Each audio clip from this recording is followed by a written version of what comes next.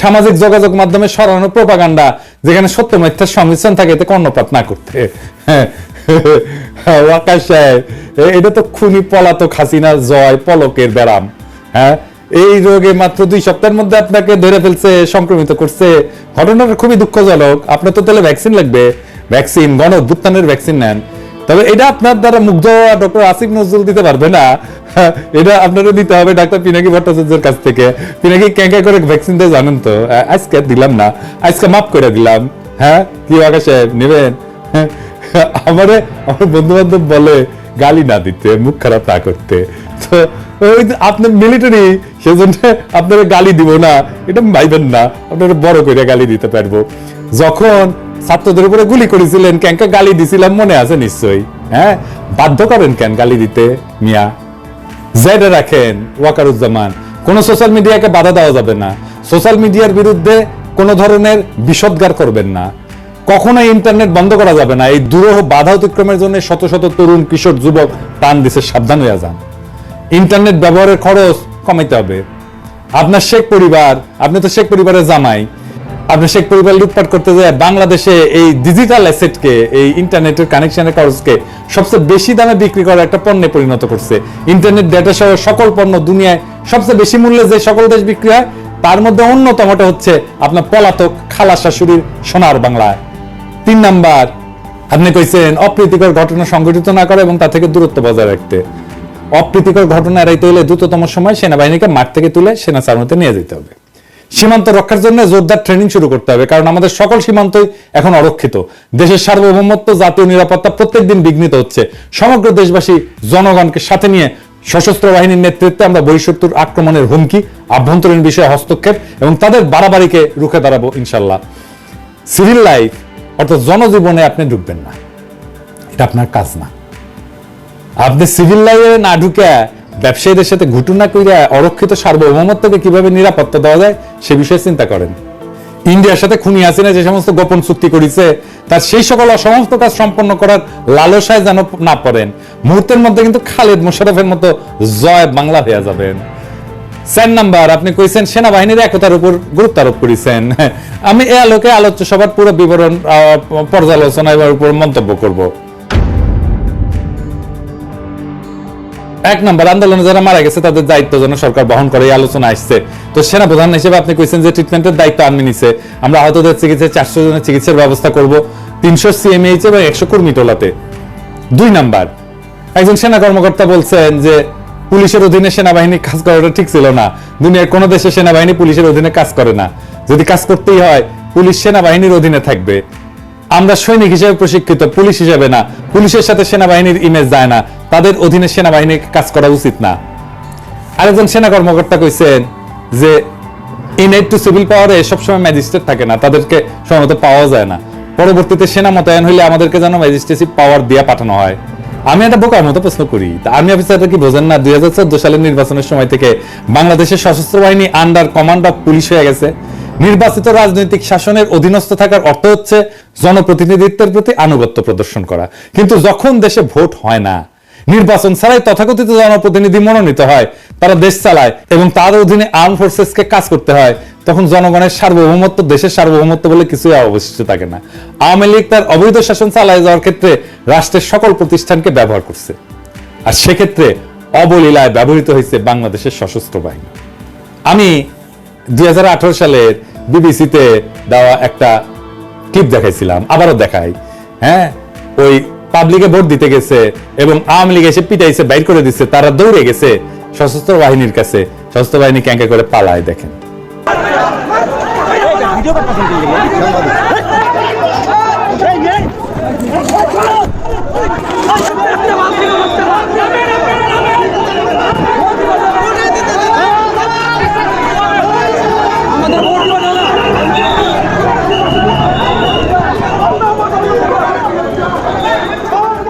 এই পুরো আয়োজনে বাংলাদেশের পুলিশের ভূমিকা ছিল শেখ মুজিব শাসনামলে রক্ষী বাহিনীর মতো নেতৃত্বের আসনে, ওরাই ছিল সুপ্রিম ফোর্স। সেই জন্যই শেখ হাসিনা পতনের ঘটনায় সবচেয়ে বেশি জনপ্রতিরোধের মুখে পড়ছে পুলিশের পোশাকে চাকুরিরত একদল গুন্ডা, ডাকাত এবং সন্ত্রাসী। বেনজিরের মতো কয়েক শত কোটি টাকার মালিক হয়েছে এমন পুলিশ অফিসারের সংখ্যা 500-র বেশি। এর মধ্যে প্রাক্তন আইজি থেকে শুরু করে ওসি পদের লোকেরাও আছে। আজিজের মতো কুখ্যাত জঘন্য সেনাবাহিনী প্রধান থেকে শুরু কইরা ইঞ্জিনিয়ারিং কোর বিভিন্ন প্রজেক্ট পরিচালনাকারী কর্মকর্তা, ডিজিএফআই, র্যাব সহ ডাকাতি করা যায় এমন পদগুলোতে বসে কাজ করা যায় প্রায় 60 থেকে 65 জন জেনারেল 100 কোটি টাকা এবং সহায় সম্পদের মালিক হয়েছে। এই 60 থেকে 65 জন জেনারেলের তালিকা আমরা তৈরি করতেছি, আমরা এটা প্রকাশ করে দেব। পুলিশের সাথে প্রতিযোগিতা করে আর্মি অফিসাররা 2009 সাল থেকে র্যাব, বিজিবি, আনসার, ডিজিএফআই তে বসে গুম, খুন, ক্রসফায়ার সবই করেছে আর টাকা কামাইছে। এই প্রক্রিয়ায় জন্ম হয়েছে আজিজের মতো একজন নিকৃষ্ট সেনা প্রধানের এবং কয়েক ডজন ক্রিমিনাল জেনারেলের, যার মধ্যে একজন জিয়া। সেনা প্রধানকে এদের বিরুদ্ধে কোনো ব্যবস্থা নেবেন? র্যাব ভেঙে দিবেন? ডিজিএফআই নিষিদ্ধ করতে পারবেন?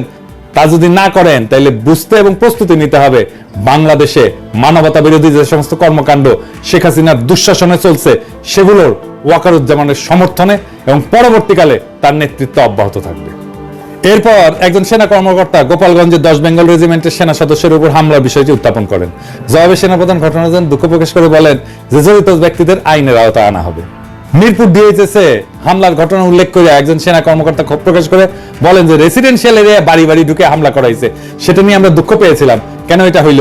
সেনাপ্রধান বলছেন যে এমআইএসটি এবং ডিইউপি স্টুডেন্টদের হল ছেড়ে দেওয়ার আদেশ দেওয়া হয়েছিল, কিছু স্টুডেন্ট ডিএইচএস এর ভিতরে বাসা ভাড়া নিয়েছিল নিরাপত্তার জন্য, পরের দিন বাইরের কোনো এলিমেন্ট যেন ঢুকতে না পারে এই জন্য ডিএইচএস সিকিউর করা হয়েছিল। কিন্তু সে রাতে এমআইএসটি এবং বিইউপি স্টুডেন্টরা পাল্টা ধাওয়া করছিল, এদের খোঁজার জন্য সেখানে সেদিন অভিযান হয়। এরপর একজন সেনা কর্মকর্তা বলছেন জনপ্রশাসন, পুলিশ বিভাগ এবং বিচার বিভাগের উচ্চ পদে আসীন অনেক অফিসার পালায় গেছেন, এখন পালানোর জন্য অনেক রেডি এবং তৈরি। এই সুযোগে অনেকে প্রমোশন নিয়ে উচ্চ এবং ভালো পদে বসার সুযোগ নিচ্ছেন। মানুষ কিভাবে মরছে তা সবাই দেখছে। এরপর একজন সেনা কর্মকর্তা বলেন যে ক্যান্টনমেন্টে বিগত কয়েক বছরে যে পরিমাণে রাজনৈতিক কার্যক্রম হয়েছে সেনাবাহিনীতে অতীতে এমনটি দেখা যায়নি। সেনাবাহিনীতে রাজনীতি কোনোভাবেই কাম্য না। সেনানিবাসে ভিডিও, ব্যানার, পোস্টার সহ নানান রাজনৈতিক কার্যক্রম সম্পূর্ণভাবে বন্ধ করা উচিত। সেনাপ্রধান হিসেবে বন্ধ করাটা আপনার দায়িত্ব। তো সেনাপ্রধান এই পয়েন্টটা গ্রহণ করে বলছেন যে অ্যাকসেপ্টেড। এই গণ অভ্যুত্থানের পরেও ইন্ডিয়ার মনোনীত এবং তাদের পছন্দের জেনারেলরা যদি সেনাবাহিনীর নেতৃত্ব দেয় তাহলে শেখ মুজিব এবং শেখ হাসিনার ছবি, পোস্টার, ব্যানার সরে গেলেও প্রতিবেশীরা আমাদের সেনাবাহিনীকে নিষ্ক্রিয় এবং নিস্তেজ করার যে কর্মসূচি নিছে সেটা কিন্তু চলতেই থাকবে, ব্যানার টানার যাই সরণ না কেন। একজন সেনা কর্মকর্তা বলছেন যে জেনারেশন জি আমাদের অনেক কিছু শেখাচ্ছে, কিন্তু বাধাগুলো হচ্ছে দুর্নীতি। আর একজন সেনা কর্মকর্তা বলেন যে দুর্নীতিগ্রস্ত মিলিটারি পার্সনদের সেনানিবাসে ঢোকার অধিকার রেস্ট্রিক্ট করতে হবে। এখানে আমি কই কি, দুর্নীতি আবার দুই ধরনের, ব্যক্তিগত এবং প্রাতিষ্ঠানিক। ইন্ডিভিজুয়াল বা ব্যক্তি নির্ভর দুর্নীতি বন্ধের জন্য মোটিভেশন দরকার, কিন্তু প্রাতিষ্ঠানিক বা ইনস্টিটিউশনাল দুর্নীতি বন্ধের জন্য আপনার হস্তক্ষেপ দরকার। যেমন ইঞ্জিনিয়ারিং কোর এবং প্রজেক্টের নামে যে দুর্নীতি হয় সেগুলোর প্রতি খেয়াল রাখতে হবে। সশস্ত্র বাহিনীর শৃঙ্খলা আইনে দুর্নীতি রোধের ব্যবস্থা আছে। জন আকাঙ্ক্ষা অনুযায়ী সেনাবাহিনীর ভেতরকার দুর্নীতি চিহ্নিত করার জন্য আপনারা কি একটা কমিশন করতে পারবেন? একদল সৎ, যোগ্য, দক্ষতা সম্পন্ন অবসরপ্রাপ্ত অফিসার দিয়ে এই কাজটা শুরু করতে পারেন। সেই তদন্তে যারা অপরাধী হিসেবে চিহ্নিত হবে তাদেরকে কোর্ট মার্শাল করেন এবং দায়ীদেরকে সেনানিবাসে ঢোকা এবং অবসরে যে সকল সুযোগ সুবিধা পাওয়া যায় সেগুলো থেকে রেস্ট্রিক্ট করেন। তা করার মুরত কি আর্মির আছে? একজন অফিসার বলেন যে পিলখানা তদন্তের কাগজ এবং অনেক আলামত সরায় ফেলা হয়েছে, এটা পুনঃ তদন্ত করা প্রয়োজন। পিলখানায় সেনা অফিসার হত্যার বিষয়টা উত্থাপন করে একজন অফিসার বলেন 25শে ফেব্রুয়ারিকে জাতীয় শোক দিবস ঘোষণার ব্যবস্থা করা উচিত, যেন এই জাতি সকল শহীদদের মনে রাখে। সেনাপ্রধান অ্যাডজুটেন্ট জেনারেলকে নোট নিতে বলছেন। আরেকজন অফিসার বলেন পিলখানা নিয়ে কমেন্ট করার জন্য অনেকের প্রমোশন আটকে আছে, বিডিআর বিদ্রোহের পর চাকরি হারানো কর্মকর্তাদের ক্ষতিপূরণ দেওয়া উচিত। সেনাপ্রধান বলছেন এটা বিবেচনা করা হবে, আমরা এটা খেয়াল রাখবো কেমন বিবেচনা করেন। সামরিক বাহিনীর অফিসারদের নিশানা করে খুন করতে বিডিআর এর সংগঠিত হত্যাকাণ্ড যে একটা বিদেশি ষড়যন্ত্র ছিল তা বাংলাদেশের সংখ্যাগরিষ্ঠ মানুষ বিশ্বাস করে। সেই জন্য এর একটা স্বচ্ছ তদন্ত করে বিশ্বাসযোগ্য বিবরণ বা আখ্যান বা ন্যারেটিভ দেশবাসীর সামনে তুলে ধরা প্রয়োজন। এই ঘৃণিত বিদেশি শক্তির সাথে এদেশের রাজনীতি, সামরিক বাহিনী, জনপ্রশাসন, পুলিশ, সাংবাদিক, বিভিন্ন পেশার মানুষদের যে অশুভ দেশবিরোধী আতাত বা সংযোগ ছিল এবং আছে তা উন্মোচিত করতে হবে। পক্ষপাতহীন, স্বচ্ছ, সঠিক বিচারের আয়োজন করে অপরাধীগুলোকে শাস্তি দিতে হবে। এছাড়া বাংলাদেশের স্বাধীনতা সার্বভৌমত্বের মধ্যে যে ভঙ্গুরতা, দুর্বলতা এবং ভীতি দেখা দিচ্ছে তার অবসান ঘটবে না। একজন অফিসার মেজর সিনহার বিচার কাজ দ্রুতগতিতে সম্পন্ন করতে বলছেন। সেনাপ্রধান অ্যাডজুটেন্ট জেনারেলকে নোট নিতে বলছেন। 2009 সালে শেখ হাসিনা সরকার গঠনের পরে পুলিশের বিভিন্ন পর্যায়ে মুক্তিযোদ্ধা কোটায় যাদেরকে নিয়োগ দিছে তাদের সকলের আসল পরিচয় এবং সত্যতা পুঙ্খানুপুঙ্খভাবে নিরূপণ করতে হবে। ইনকিলাব জিন্দাবাদ।